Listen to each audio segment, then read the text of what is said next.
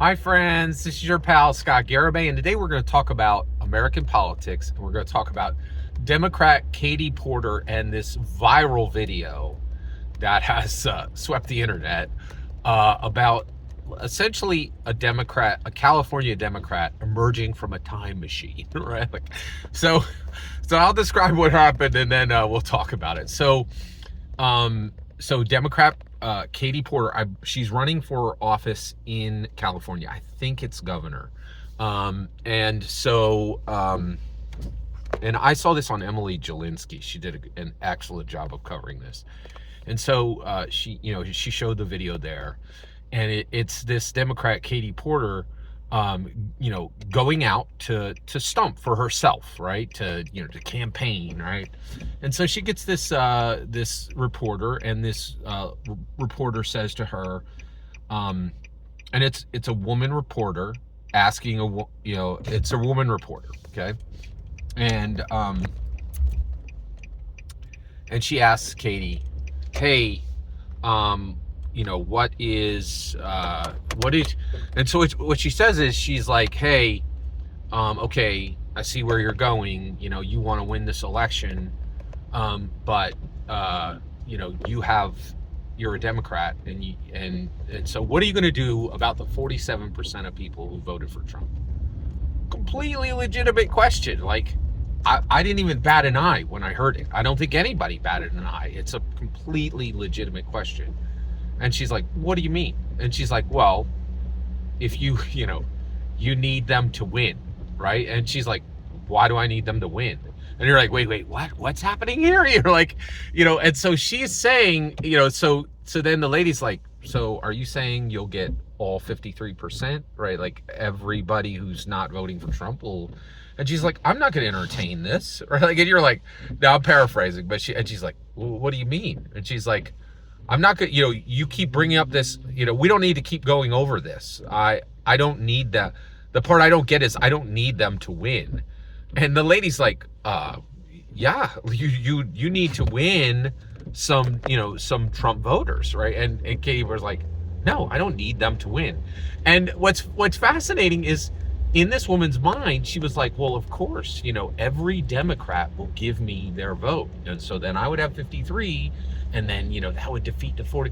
And so she was planning on winning this election without winning a single voter, and assuming every Democrat would give her their vote, right?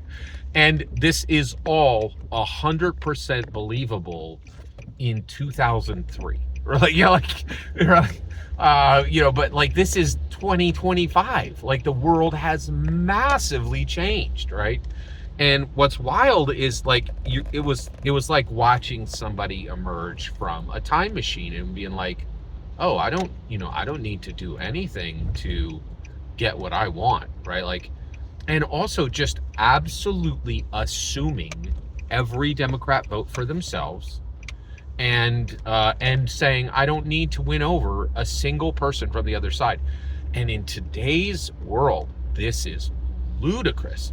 It went further, right? The reporter completely correctly pressed her and was like, you do need to win, like, almost like she was educating her, like, you need to win voters if and because you can no longer, and just leaving it unsaid, you can no longer assume Democrat votes, which every Democrat should realize at this point. They have an extremely fractured party who is extremely Democrats are upset with Democrats, right? Like, Democrat voters are outrageously upset with Democrat leaders. They are not like, oh, we took it in the teeth in the last election, but it's just us who didn't turn out. They're like, you guys are really cocking it up, right? Like, they're very upset, right?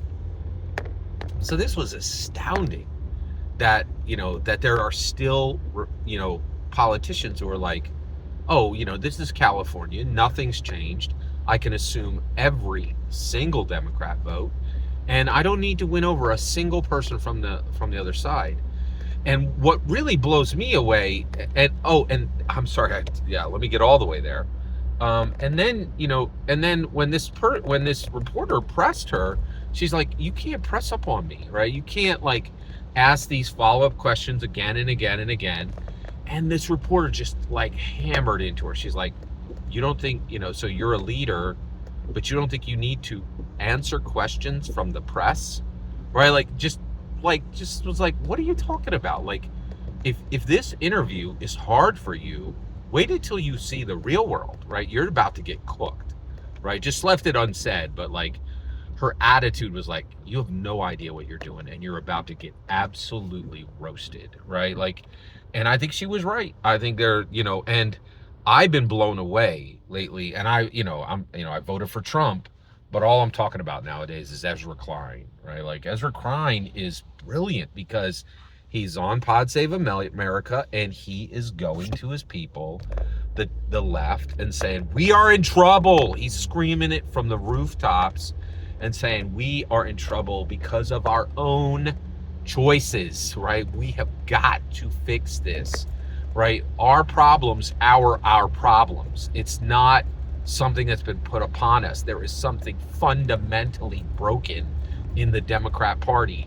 and Democrat voters and Democrat leaders need to have extremely honest conversations and fix our problems ourselves. And we cannot do that if we are not acknowledging it. And we are genuinely in a lot of problems. We're in a lot of trouble because, yes, Trump has emerged. He is a very functional, highly devastating opponent. But the reality is he is not our only problem. We are a huge part of our own problem. And if we don't have open and honest conversations, acknowledging our own deficiencies, we're going to get roasted for 10, 20, 30 years, right?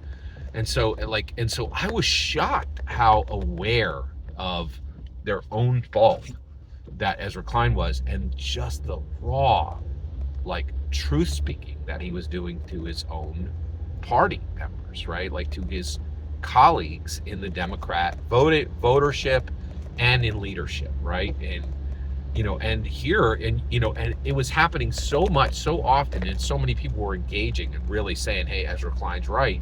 I thought there can't be anybody left, who just assumes who believes they can assume every Democrat vote and don't need to win over a single Trump voter, and are like, oh, it's below me to even try to win a Trump voter. I don't need to do that. Like, those people are, remember? Don't we all remember when they, she didn't say this, but I feel like the attitude was like, don't we all remember that they're deplorables? Right? Like, just going right back to the deplorable speech, as though none of their losses had happened, right? As though California still remains as a pristine, precious grove where only unicorns live, right? And that, of course, every Democrat wins in California. And I'm like, this, and I think this rightfully blew up on the internet, because this is wrong. Our world has fundamentally changed. We have, things are just way, way different.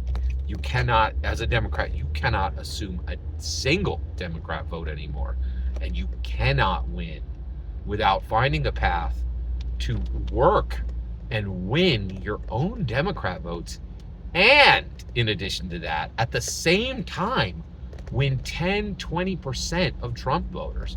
If you can't do that, you're going to get roasted, right? Get your aloe, because you're going to have serious burns, right? And I think that's where Democrat Katie Porter is headed, right? Like, she just has no clue what's coming, right? Like, it's just very clear that she emerged from a time machine. She's not living in our current time, right? Like, I think she hasn't been reading or watching anything of significance that hasn't been a massive echo chamber, right? Absolutely fascinating.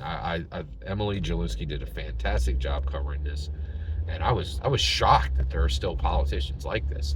It does make sense that they would come out of California. Left coast, there you go.